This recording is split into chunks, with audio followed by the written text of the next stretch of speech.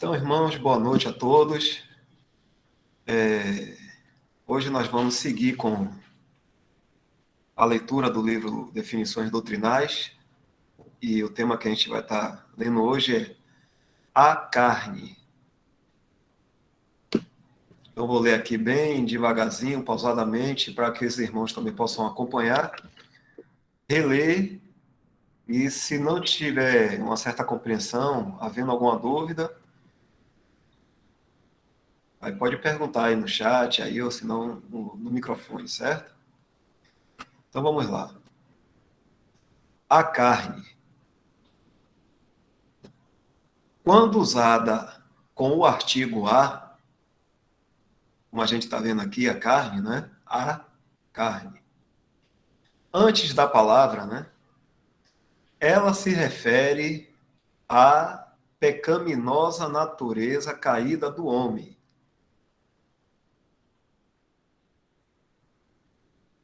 Então, quando a gente lê na Bíblia, primeiramente o artigo a, e depois vem carne, aí está falando de uma natureza pecaminosa caída que existe no homem, a natureza, a fonte do pecado. Mas vamos continuar aqui. Agora eu vou ler para vocês analisarem aí. Mas quando é usada sem o artigo, geralmente está se referindo ao que é humano, ao invés do que é pecaminoso. Infelizmente, a tradução inglesa King James nem sempre segue esta regra, como acontece nas traduções mais criteriosas de John Nelson Darby, de William Kelly e etc. Com base nisso, a Escritura tem o cuidado de afirmar que o Senhor Jesus veio em carne, não incluindo o artigo. Daqui a pouco a gente vai ler essas referências aqui, certo? Se alguém for interromper, pode ficar à vontade, hein? Vamos lá. Dizer na carne, em conexão com a humanidade do Senhor, poderia implicar que ele tomou parte na pecaminosa natureza caída, o que ele definitivamente não fez. No entanto, o artigo a é corretamente usado em conexão com os homens, porque todos na raça de Adão nasceram com uma natureza caída de pecado. Vamos ver daqui a pouco a referência. Porque todos os da raça de Adão foram nascidos com a pecaminosa natureza caída.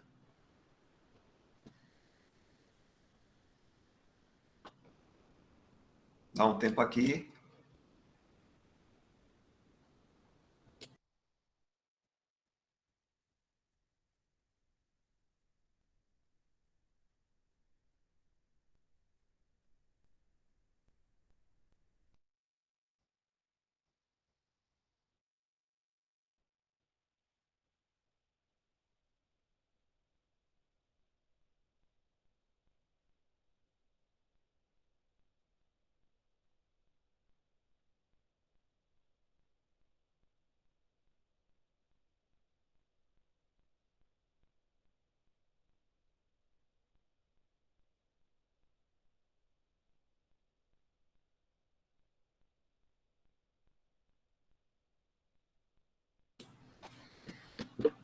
Pronto, os irmãos deram para dar uma lidazinha aí. Teve alguma dúvida em algum ponto? As irmãs, algum irmão aí? Que a gente vai ler as referências também. O que importa é a gente entender bem o que o irmão já está explicando, ok? E a gente agora vai para o tira-tema.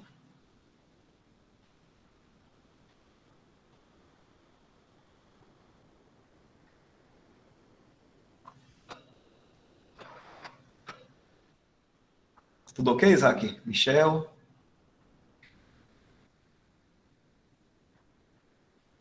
Ok. Ok?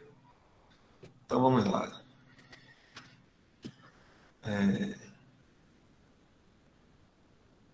Vou compartilhar agora aqui os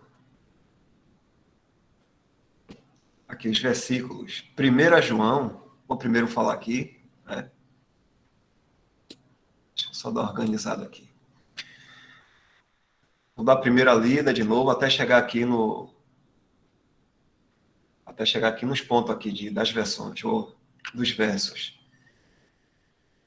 Quando usada com o artigo a, essa expressão a carne, antes da palavra, né, o artigo a, ela se refere à pecaminosa natureza caída do homem. Mas quando é usada sem o artigo, geralmente está se referindo ao que é humano, ou seja, nosso corpo, a carne, o nosso corpo mesmo, ao invés do que é pecaminoso, essa natureza que existe no homem, é uma natureza que está dentro do homem, que é a fonte de todo o pecado.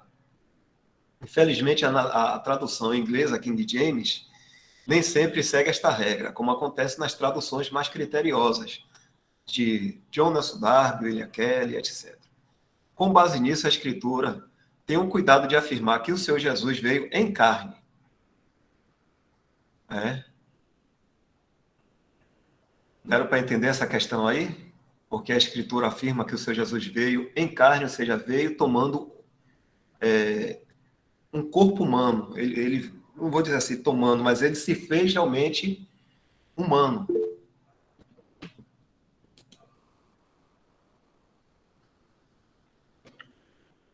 Porque existem doutrinas que chegam a dizer que o Senhor Jesus poderia pecar, como se ele tivesse também na sua composição, vamos dizer assim, essa velha natureza, ou essa natureza caída, pecaminosa, que o homem, que é nascido de Adão, tem. Então, a pessoa que pensa que o Senhor Jesus poderia pecar, está falando isso aí, que ele também tinha essa natureza pecaminosa. E poderia ele pecar, né? Mas ele resistiu. Mas isso é má doutrina e perversa. O Senhor Jesus, de maneira nenhuma, jamais, porque ele é o próprio Deus encarnado. É por isso que diz assim: o Senhor Jesus veio em carne. É o Filho de Deus, o Criador de todas as coisas, que encarnou humanamente. Alguém fez algum comentário aqui? Irmã Cleonice, ele veio em carne e não na carne. Entendemos, isso aí. Total, isso é muito importante, porque infelizmente no sistema, na maioria, ou muitos, faz essa grande confusão. Até com boas intenções, né? Porque eles querem falar assim, o Senhor lutou muito, o Senhor foi, aí usa aquela tentação do deserto, e tal, aí confunde tudo. E aí eles querem mostrar assim que até isso, o Senhor foi perfeito, e mesmo ele sendo tentado aqui, ele não pecou, ele lutou e venceu esse período que ele passou sem ter cometido pecado, mas não, eles não entendem essa questão, a maioria, entendeu? Eles ficam falando isso como se fosse uma vantagem, mas a gente vê claramente que não é, porque não lê com atenção o que está escrito. Então, por isso que é muito importante a gente falar, porque a maioria de nós viemos do sistema. E é difundido bastante essa questão, que não é que o Senhor poderia pecar, mas ele não pecou porque ele lutou e venceu e cumpriu a lei. É bem assim que se falam por aí.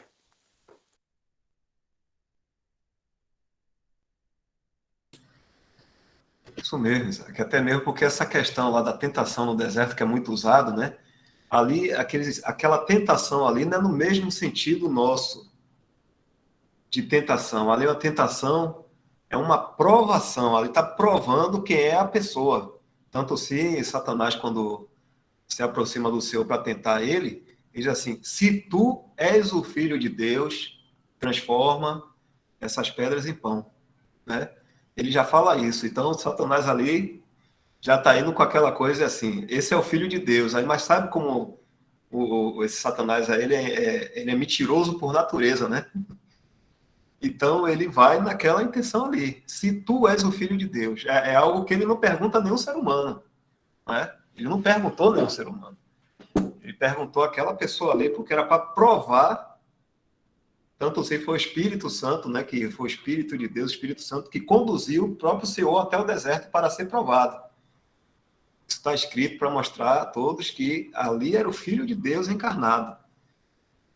Então, quando ele pergunta isso, já é dessa forma. Se tu és, e a tentação de Satanás foi provando, querendo, né, chamar a atenção do Senhor Jesus pelo poder que existia no Filho de Deus. Só que ele não achou nada disso. O Senhor Jesus, ele se esvaziou totalmente. Né? Então, ele não teve nenhuma brecha ali nessa tentação do deserto. O Satanás não tenta um homem dessa forma. Ali foi uma tentação externa, né? Foi uma prova para provar que era o Filho de Deus, foi uma coisa externa. Mas só que nós somos tentados não somente externamente, mas internamente, porque existe em nós a natureza pecaminosa que atende esse apelo de Satanás e também do mundo, das atratividades do mundo. Mas o Senhor não tinha isso. Então, seria impossível ali no deserto o Senhor atender alguma coisa de Satanás. Impossível.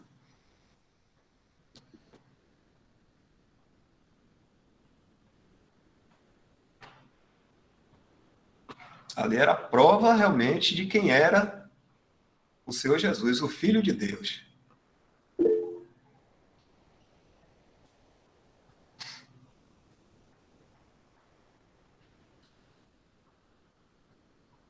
A irmã Lusitânia aqui levantou a mão.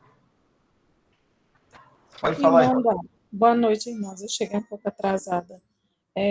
Mas eu queria perguntar: Satanás sabia que Jesus era de fato o Filho de Deus?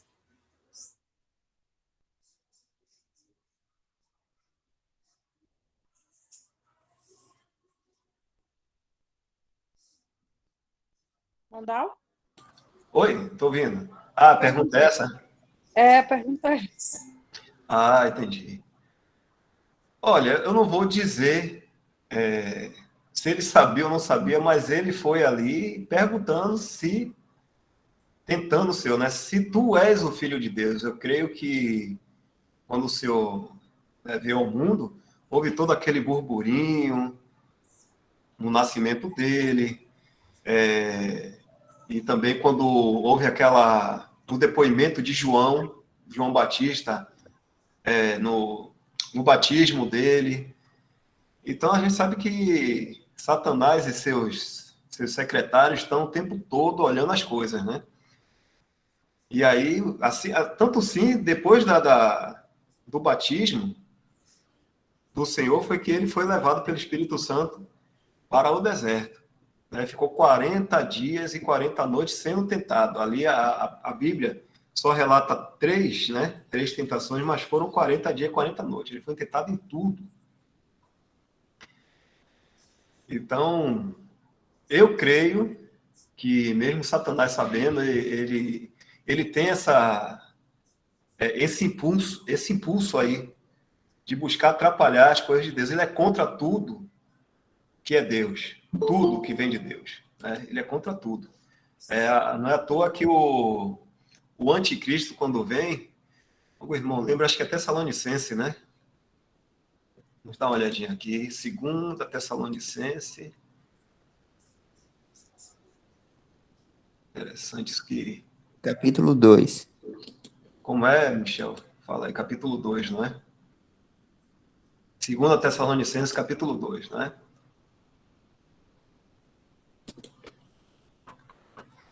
Deixa eu colocar logo aqui no lugar.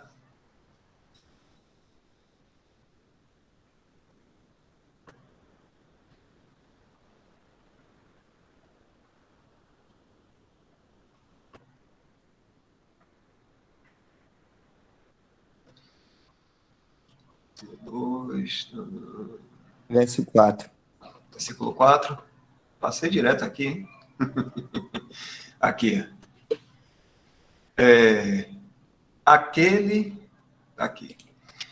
aquele que se opõe e se levanta contra tudo o que se chama Deus, ou é objeto de adoração, de sorte que se assenta no santuário de Deus, apresentando-se como Deus. Aqui é o momento em que o anticristo vai se manifestar e lá no caso assim, no meado, né, na segunda parte, os 3 anos e meio último, né, ele, acho que é os 3 anos e meio último, né, irmão, me corrijam nisso aí, que ele se levanta lá no meio dos judeus, esse anticristo, a igreja não está mais aqui, já foi arrebatada, que vai começar aí a grande tribulação. Ele se assenta no trono, né, lá em Jerusalém, onde o templo foi reconstruído, se dizendo ser Deus e se levantando contra tudo que se chama Deus. É o que está escrito aqui. Isso aqui é o anticristo. E ele é energizado diretamente por Satanás. Então, Satanás é assim, ele é contra Deus. Desde o princípio, ele é assim. No momento em que ele caiu, ele é dessa forma. Existem outros momentos aqui que os próprios espíritos malignos, quando estão saindo dos endemoniados, né, eles primeiro falam com o Senhor Jesus, né? Aquele do Gadareno mesmo, que ele diz assim, vamos dar uma lida também, né? Vamos estar lendo isso aí, já que a irmã perguntou. Em Mateus, né? Está em Mateus, aonde? Pode falar? Que aqui eu tenho que fazer uma pesquisa assim.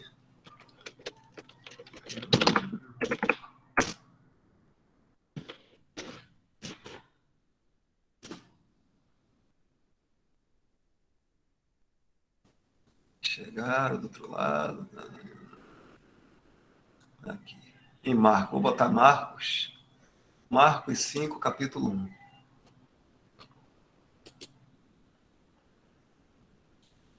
Algum irmão aí quiser também falar, pode ficar à vontade, viu? Sobre esse assunto aí.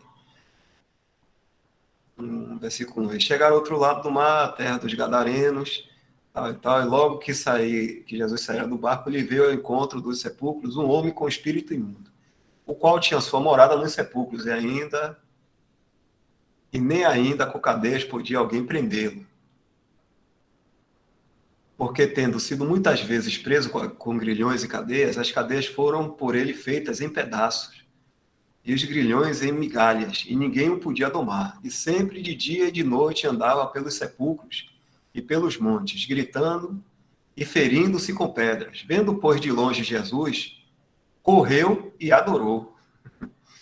E clamando com grande voz, disse: Que tenho eu contigo, Jesus, Filho de Deus Altíssimo? Conjuro-te por Deus que não me atormentes. Pois Jesus lhe dizia: Sai desse homem, espírito imundo. E perguntou-lhe: Qual é o teu nome? O Senhor Jesus perguntando: Qual é o teu nome? Respondeu-lhe ele, espírito imundo: Legião é o meu nome, porque somos muitos. E rogava-lhe muito que não os enviasse para fora da região. Ora, andava ali pastando no monte uma grande manada de porcos. Rogaram-lhe os espíritos imundos, né, pois os demônios, dizendo: Manda-nos para aqueles porcos para que entrem neles.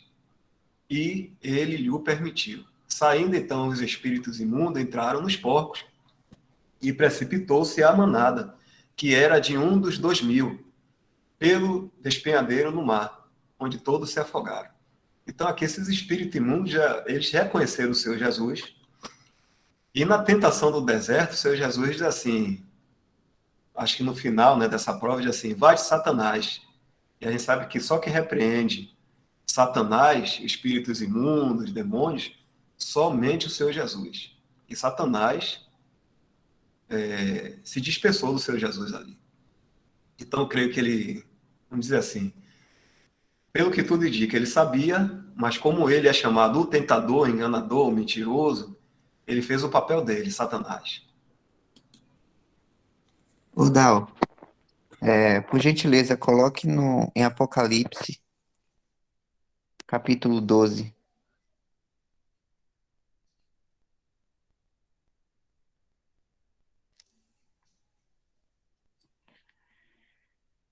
Olha o que é dito. Tá em uma outra versão aí, né, Dal? Mas eu acho que vai dar para entender mesmo assim. Deixa aí. Ah, mudou. E viu-se um grande sinal no céu, uma mulher vestida do sol, tendo a lua debaixo dos seus pés, e uma coroa de 12 estrelas sobre a sua cabeça. E estava grávida e com dores de parto, e gritava com ânsias de dar à luz. E viu-se outro sinal no céu, e eis que era um grande dragão vermelho, que tinha 7 cabeças e 10 chifres, e sobre as suas cabeças 7 diademas. E a sua cauda levou após si a terça parte das estrelas do céu, e lançou-a sobre a terra. E o dragão parou diante da mulher que havia de dar à luz, para que, dando ela à luz, lhe tragasse o filho. E deu à luz um filho, um varão que há de reger todas as nações com vara de ferro. E o seu filho foi arrebatado para Deus e para o seu trono. Desce um pouquinho os versículos, Dal, quando é dito quem é esse dragão. Verso 9. E foi precipitado o grande dragão, a antiga serpente, chamada o Diabo, e Satanás, que engana todo mundo. Ele foi precipitado na terra e os seus anjos foram lançados com ele. Irmãos, no início da passagem, aí, quando é falado dessa mulher que tinha 12, uma coroa de 12 estrelas sobre a sua cabeça, está prefigurando aí Israel, e a gente vê que no caso, essa mulher está grávida, né? Está perto de dar luz e está o dragão atrás dessa mulher, com o objetivo de tragar o filho. Então, e isso está praticamente contando os bastidores do que é dito lá no início, no início dos evangelhos, né, sinóticos, que mostra a perseguição que o rei estava fazendo para poder achar esse Messias, inclusive matando os bebês, né, para que esse Messias fosse morto. Nos evangelhos é contado essa perspectiva terrena, só que aqui, em Apocalipse 12, a gente está vendo os bastidores, né, a luta das potestades para poder pegar o Filho de Deus. Então, ao meu ver, claramente, Satanás já sabia muito bem quem era aquele Senhor, né? Quem era aquele Filho de Deus. E assim como também, né, o irmão Dal citou aí, né, os demônios também reconheciam já essa pessoa divina. E Satanás quis, mesmo assim, testá-lo, né? Porque assim como ele testou o primeiro homem, Adão, a qual caiu nesse teste, Deus permitiu que também ele testasse o segundo homem, o que seria o segundo homem, né, que passou que tem as primícias de estar entre os mortos hoje. E uma lição interessante para a gente é que mostra a obediência, porque mesmo o Senhor sendo perfeito, ele, ele sabia muito bem as suas próprias palavras, porque era a palavra de Deus, era dele, né? E Satanás utilizando da palavra para tentar persuadir, assim como ele persuadiu Eva, pegando a palavra de Deus, mas modificando, ele não conseguiu isso com o Senhor. Então, foi um teste em que o Senhor saiu perfeitamente bem, né? Mas, como o irmão Isaac falou, não confunde isso achando que ele poderia ter caído, porque não poderia, né? Satanás, por ter ido ter tentado, isso só foi somente para mostrar o fracasso que ele teria diante do Filho de Deus, e deixando bem claro para ele quem ele era. Até aqui, irmãos, obrigado.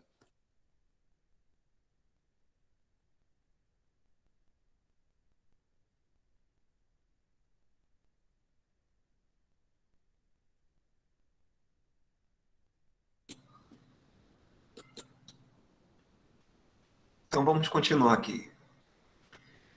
A partir daqui, né? Parou? Com base nisso, a Escritura tem o cuidado de afirmar que o seu Jesus veio em carne, não incluindo o artigo a, né? Veio na carne. Não, em carne. 1 João, capítulo 4, versículo de 2 a 3. Vamos ver agora.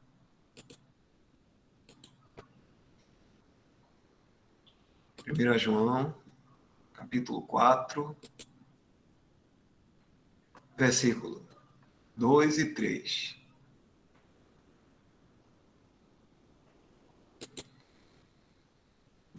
Quer ler, Michel?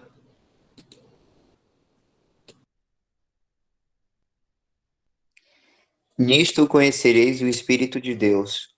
Todo o espírito que confessa que Jesus Cristo vem em carne é de Deus.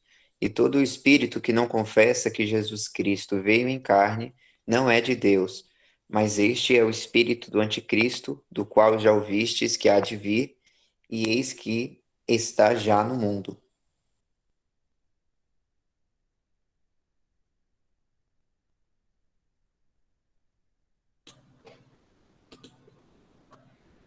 Romanos, capítulo 1, versículo 3.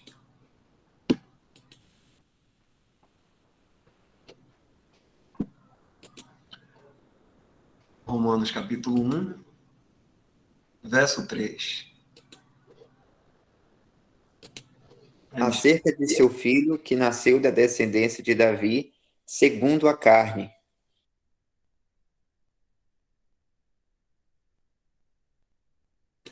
Aí é interessante que da descendência de Davi, segundo a carne. Não está dizendo que ele vem em carne, mas aí está citando da descendência de Davi, que era um homem comum, segundo a carne.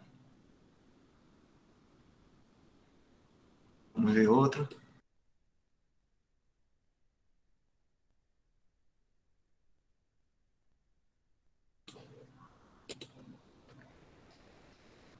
Primeira Timóteo, capítulo 3, versículo 16.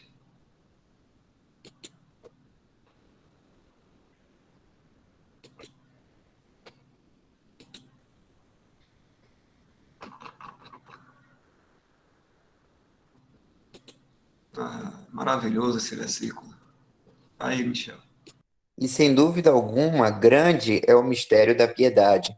Aquele que se manifestou em carne foi justificado em espírito, visto dos anjos, pregado aos gentios, crido no mundo e recebido acima na glória.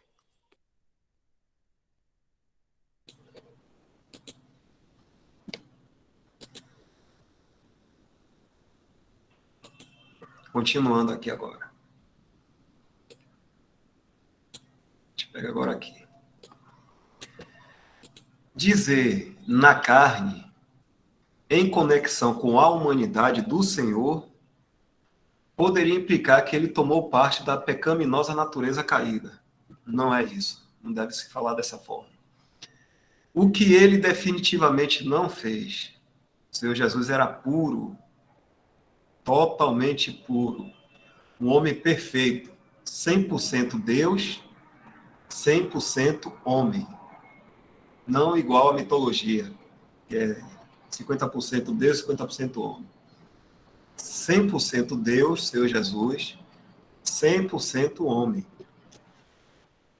Homem perfeito. Sem nenhuma mancha, sem nenhuma mácula. Tanto sim os animais no Antigo Testamento, quando que era figura, né? O sacrifício, né? O Senhor Jesus, eram animais que deveriam ser sacrificados, mas sem defeito nenhum, sem mancha nenhuma, prefigurando justamente essa pessoa. Pedro também fala, né, sobre o Senhor Jesus. Se algum irmão quiser falar mais aí, viu? Ele diz assim: da sua boca não saiu engano. Vamos procurar aqui.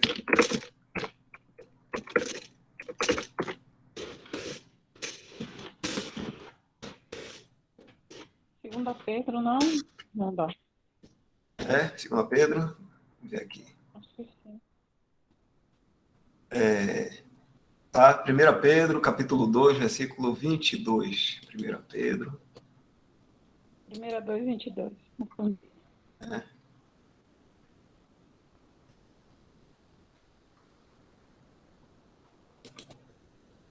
isso que eu vi mesmo. 2:22.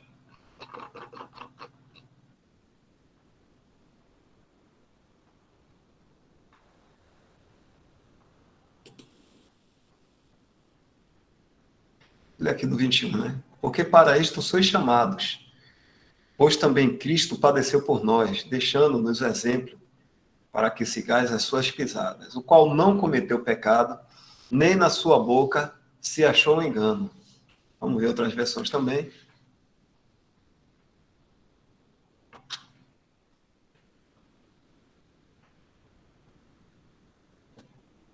Ele não cometeu pecado, nem na sua boca se achou engano. Tradução brasileira. O que, meu querido? Pode falar. A tela.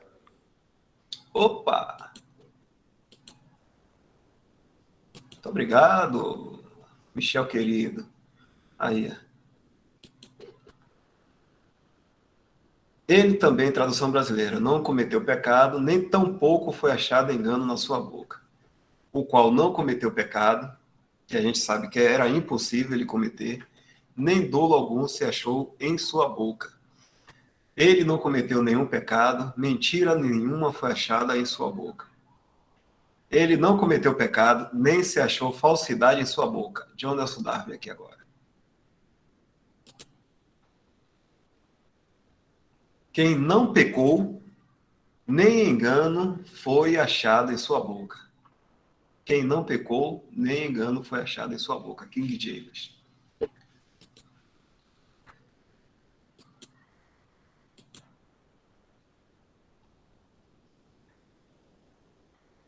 Mais algum comentário, irmãos?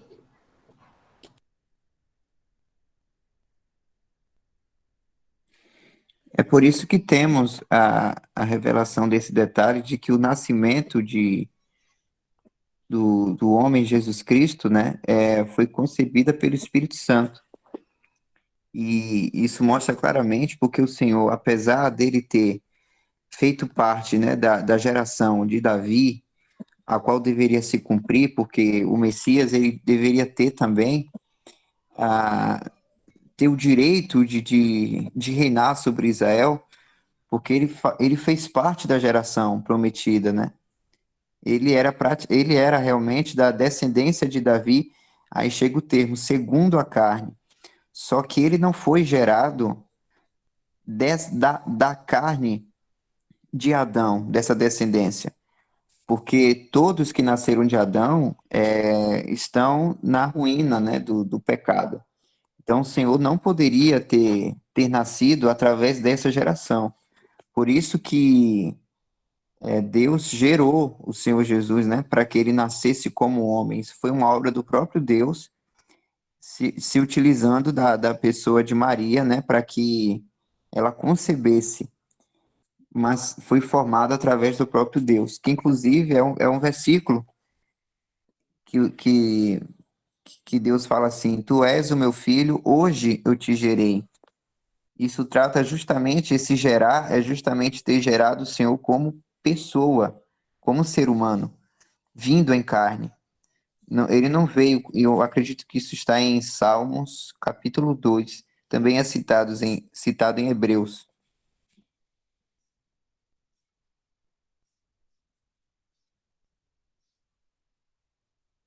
Aí, feito tanto mais excelente do que os anjos, quanto herdou mais excelente nome do que eles.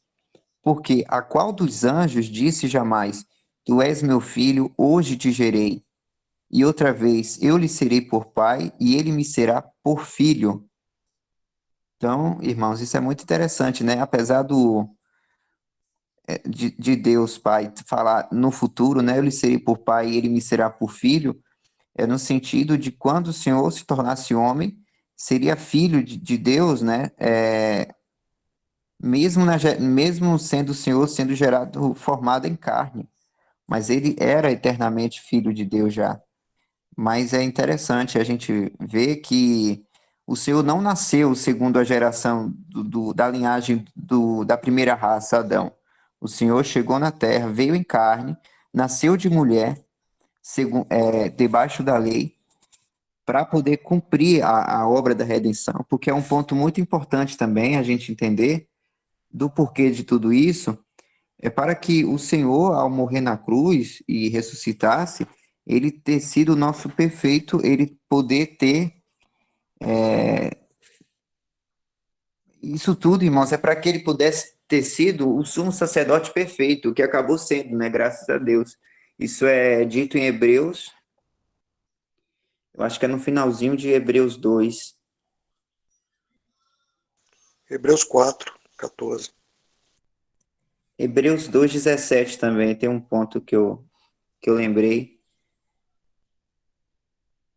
Eu estou abrindo aqui no meu aplicativo, viu, Dal? Hebreus capítulo 2, verso 17, fala assim: pelo que convinha que em tudo fosse semelhante aos irmãos, para ser misericordioso e fiel sumo sacerdote naquilo que é de Deus, para expiar os pecados do povo. Mais acima, para a gente poder entender melhor o contexto, deixa eu ver aqui. Aqui, a partir do verso 14. E visto como os filhos participam da carne e do sangue, também ele participou das mesmas coisas, para que, pela morte, aniquilasse o que tinha o império da morte, isto é, o diabo, e livrasse todos os que, com medo da morte, estavam por toda a vida sujeitos à servidão. Porque, na verdade, ele não tomou os anjos, mas tomou a descendência de Abraão. Então, repetindo, pelo que convinha que em tudo, olha aí, irmãos, em tudo, fosse semelhante aos irmãos, para ser misericordioso e fiel sumo sacerdote naquilo que é de Deus, para expiar os pecados do povo. Porque naquilo que ele mesmo, sendo tentado, padeceu, pode socorrer aos que são tentados. Então, o Senhor ele teve que vir ao mundo em carne também para isso, irmãos. Ele precisou ser semelhante a nós, ter sido um ser humano como nós, porque os pecados deveriam ser descontados numa pessoa. E o Senhor se fez essa pessoa, né, esse ser humano em carne, e aí Deus julgou os pecados nele, né, morreu, fez a obra expiatória, mas ao ressuscitar, ele é o nosso sumo sacerdote também por isso, que também é bem explicado também em Hebreus capítulo 4, que o Senhor, ele nos consola, né? Ele nos ajuda em momentos de fraqueza. Por quê, irmãos? Ele também passou por isso aqui na Terra. O Senhor passou por angústias, o Senhor, quando estava no deserto, 40 dias com fome, ele realmente sentiu fome. Todas essas questões, como humano, ele também sofreu.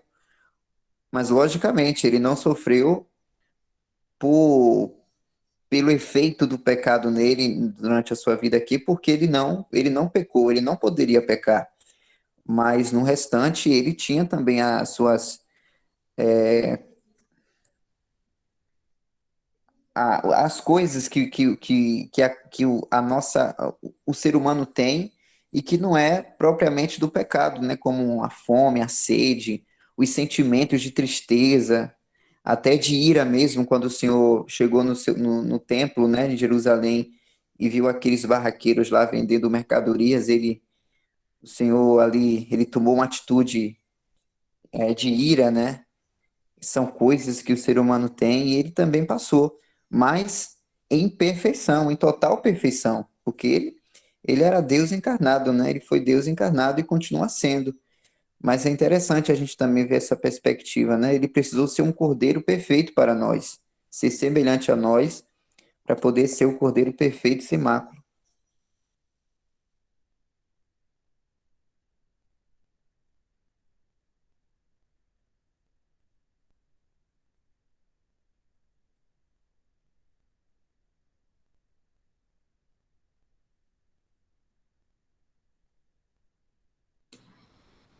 O versículo que Isaac falou: visto que temos um grande sumo sacerdote, Jesus, Filho de Deus que penetrou nos céus, retenhamos firmemente a nossa confissão.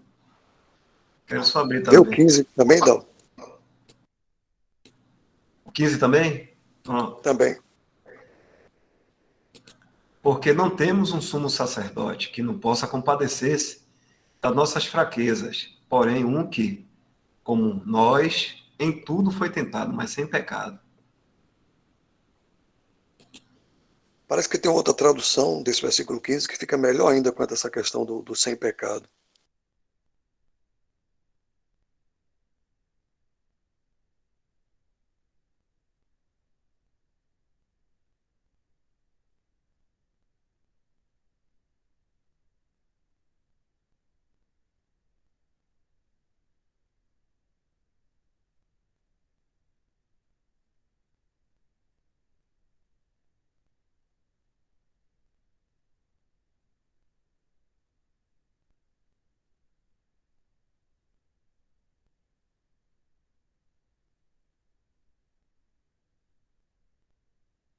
Essa daí é melhor, né? Pecado à parte.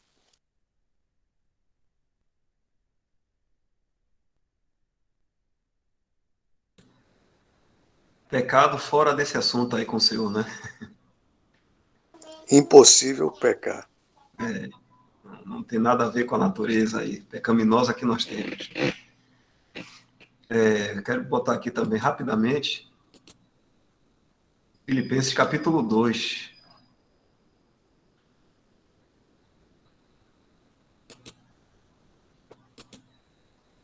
Os irmãos ensinaram isso aqui. O irmão até alemão fala muito sobre isso, né?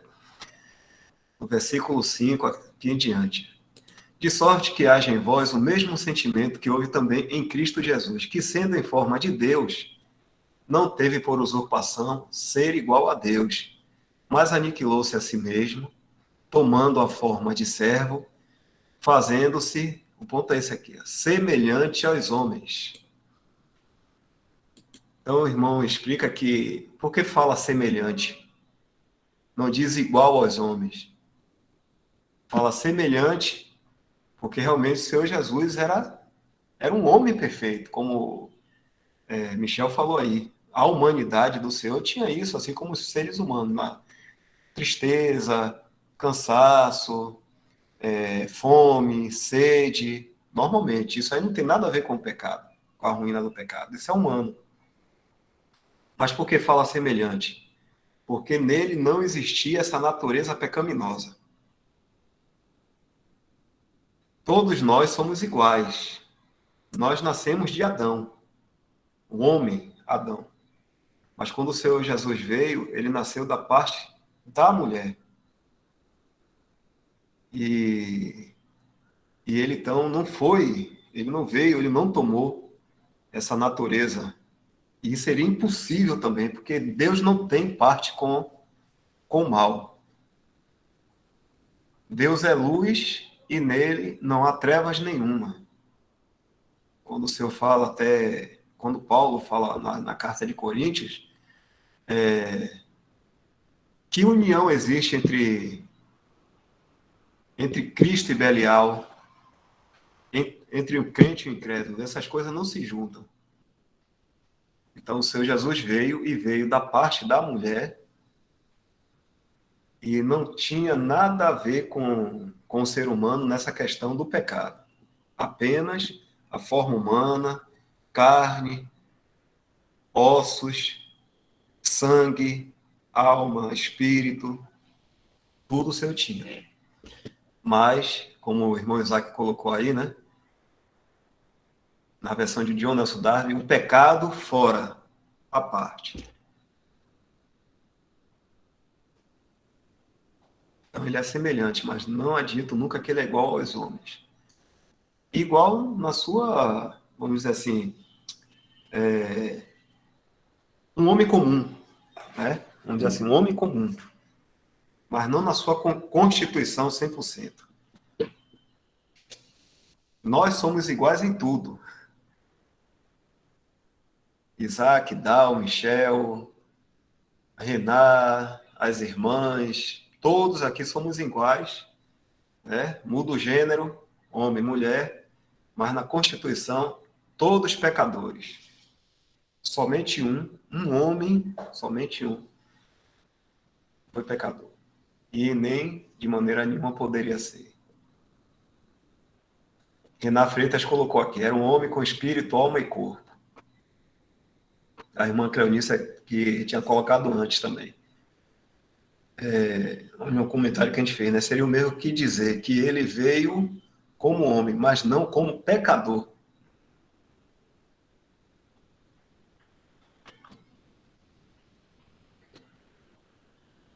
É uma pergunta, Vidal. É uma pergunta aqui?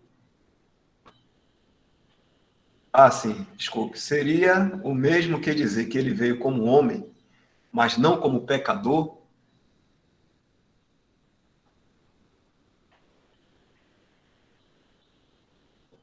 Sim, a gente pode dizer que sim, porque todo homem nascido de Adão, depois da queda de Adão ali, todos são pecadores. A palavra fala que todos pecaram e destituídos estão da glória de Deus. Não o Senhor Jesus, né? Ele veio, Era bom encontrar aquele versículo que Davi fala, né? Lá no Salmo. Salmo. Alguém lembra uma frasezinha para a gente buscar? Em pecado me concebeu a minha mãe. Alguma coisa assim.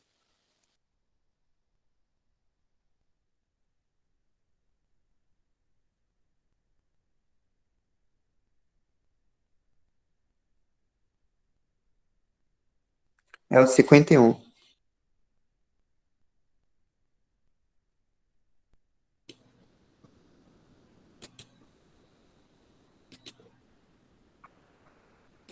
Verso 5.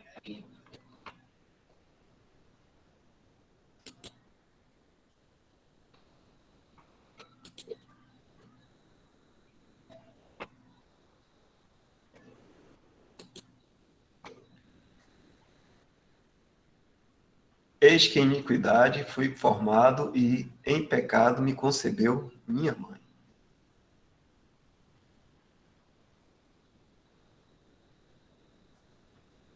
Isso aqui é um homem, Davi, falando dele.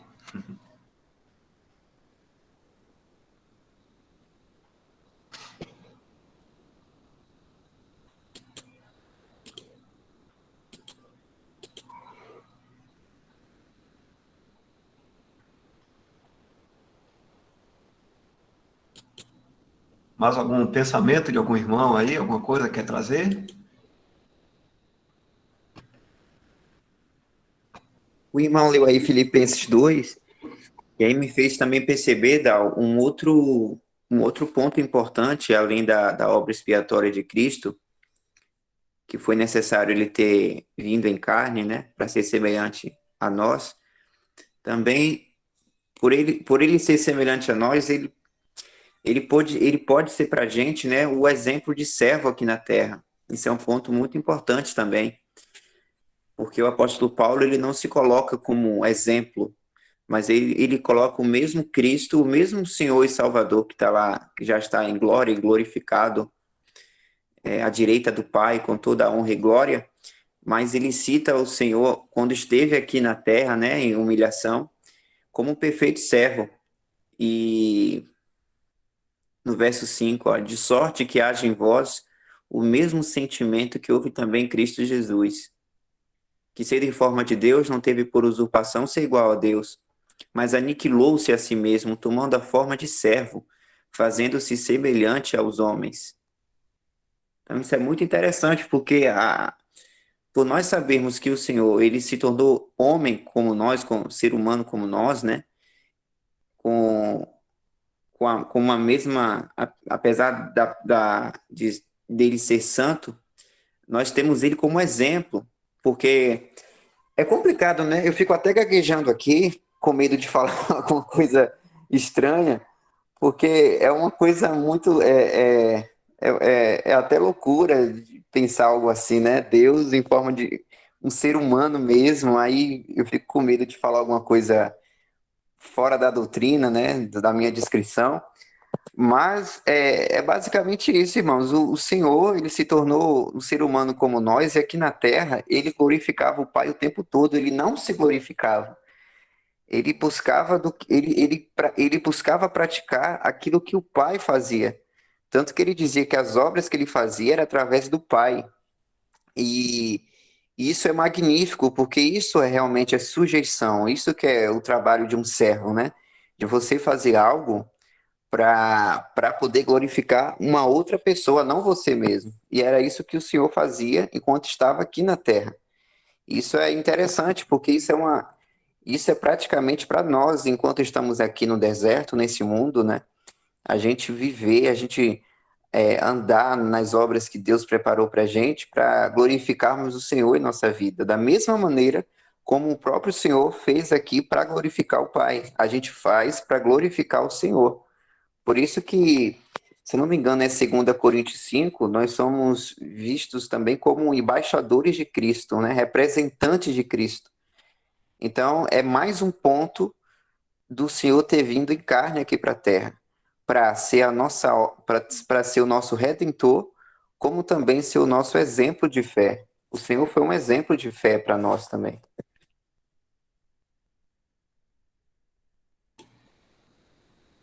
E na completa aqui até o que Michel está falando, diz assim: neste mesmo livro tem uma parte que diz assim: não somos chamados a entendê-la, mas simplesmente a aceitá-la e crer. Essa união das naturezas divina e humana é inescrutável para a mente do homem. Entender a humanidade de Cristo, a gente não. Realmente a gente fica assim. Por isso que a gente toma muito cuidado em falar, como o Michel está falando aí, porque essa pessoa ela é perfeita. E por muitas imaginações que os homens já tiveram aí, foram criadas assim doutrinas perversas a respeito da pessoa do Senhor.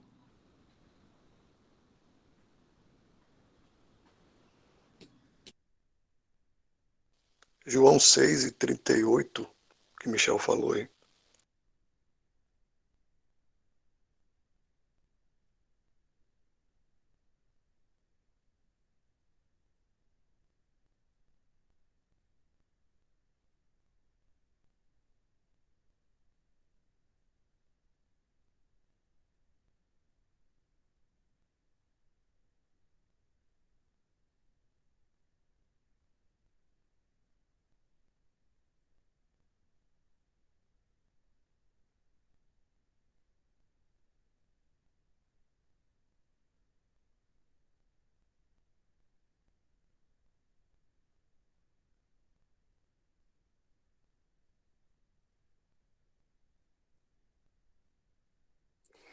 Coloca também, tá, em João 10:37.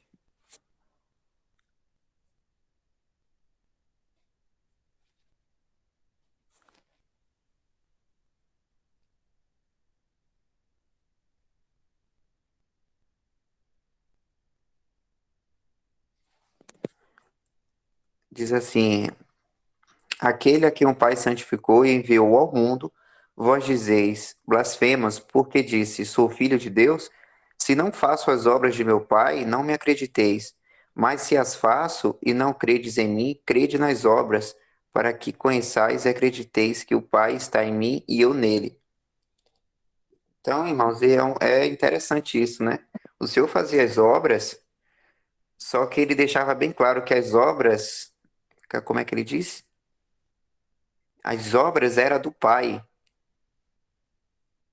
Olha que maravilha. Ele não diz, são as minhas obras, eu que estou fazendo.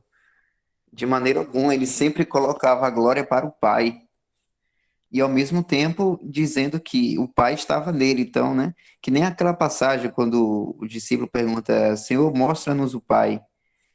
E aí o Senhor fala, quem olha para mim, olha para o Pai. Então, o Senhor, João na sua 14, vida, tá na sua prática, como também nas obras e nos milagres que ele fazia, ele dava todo o mérito ao Pai. Isso é interessante demais, né?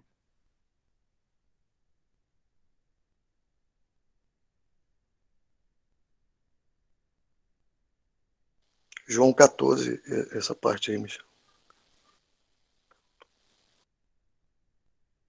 Isso, irmão. Hoje eu tô só parafraseando, né? E o irmão dando a referência. Hoje eu tô tagarela.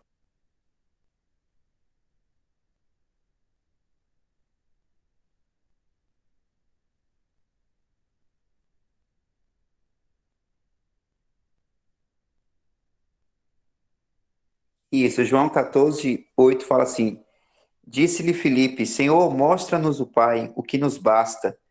Disse-lhe Jesus, estou há tanto tempo convosco e não me tendes conhecido, Filipe? Quem me vê a mim, vê o Pai. E como dizes tu, mostra-nos o Pai? Não crês tu que eu estou no Pai e que o Pai está em mim? As palavras que eu vos digo, não as digo de mim mesmo, mas o Pai que está em mim é quem faz as obras. Crede-me que estou no Pai e o Pai em mim. Crede-me, ao menos, por causa das mesmas obras.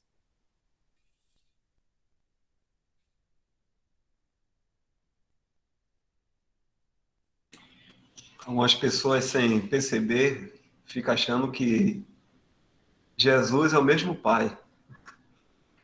Mas o próprio Senhor Jesus está dizendo de uma outra pessoa que é o Pai, né?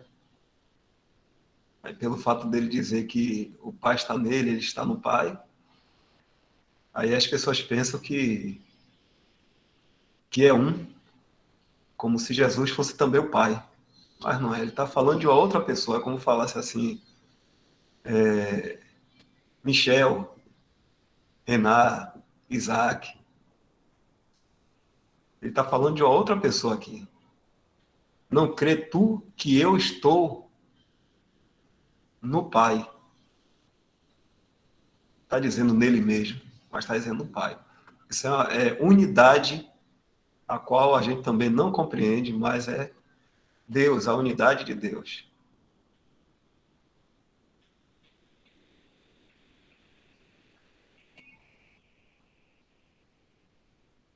A gente deve entender que é Deus, um só Deus, três pessoas. O Pai é o Pai, o Filho é o Filho, o Espírito Santo é o Espírito Santo.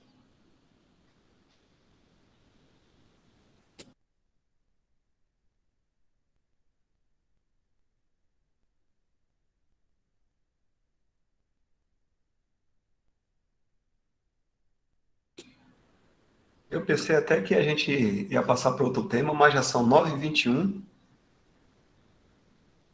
A gente pode deixar o próximo tema, o velho homem, né?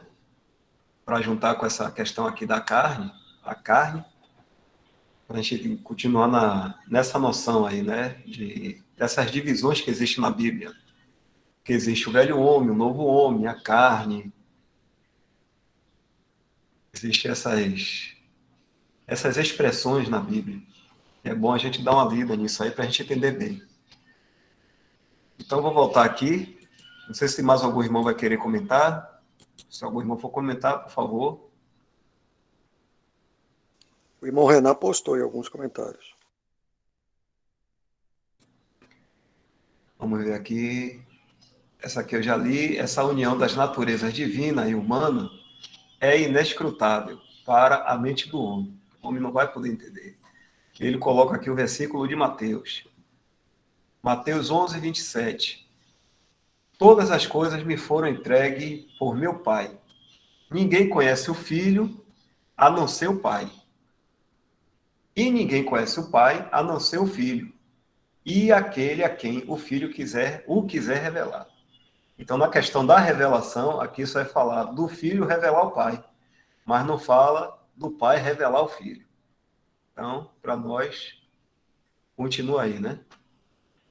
A gente deve crer na humanidade do Filho de Deus. Então, o Filho veio e revelou o Pai. Mas quem conhece o Filho, somente o Pai. Então, vou dar uma lida aqui para a gente encerrar por hoje, né? Já são 9h23. É bom a gente meditar assim de forma bem curtinha mesmo. 1 hora, 1h30, tá ótimo. Pega essa partezinha aqui, né?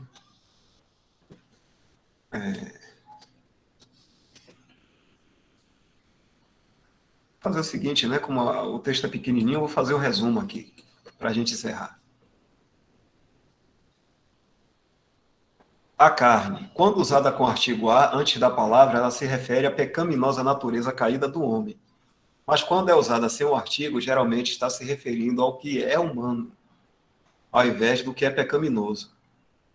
Infelizmente, a tradução inglesa King James nem sempre segue esta regra. Isso é uma regra, por sinal, né? Está falando aqui.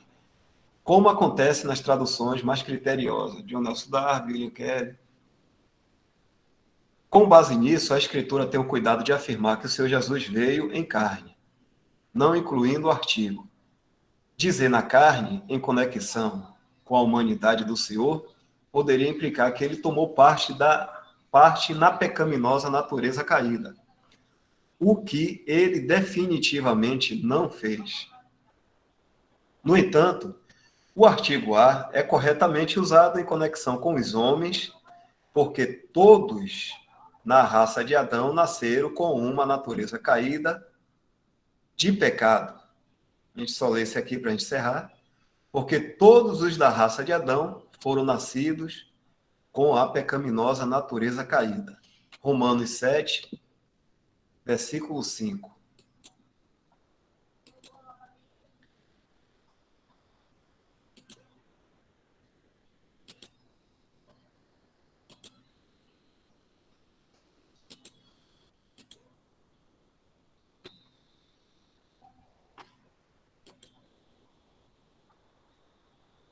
Porque quando estávamos na carne, as paixões dos pecados, que são pela lei, obravam em nossos membros, para darem fruto para a morte.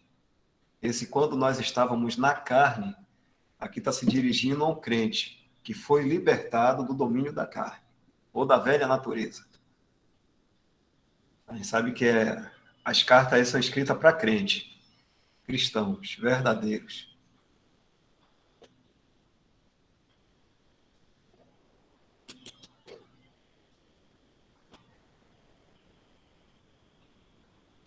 Vamos ler aqui o comentário do irmão José Nilton.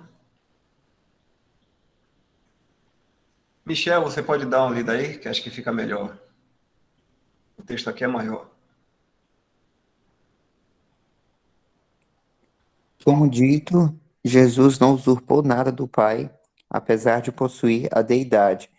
E, inclusive, como também foi mostrado pelos irmãos, que Deus encaminhou seu Filho amado com características semelhantes aos homens, mas superior aos anjos.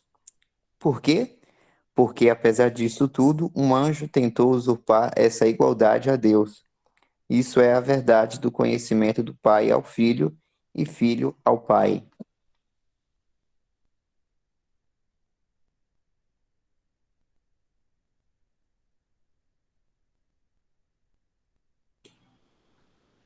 Ok. Para a próxima reunião, então, agora,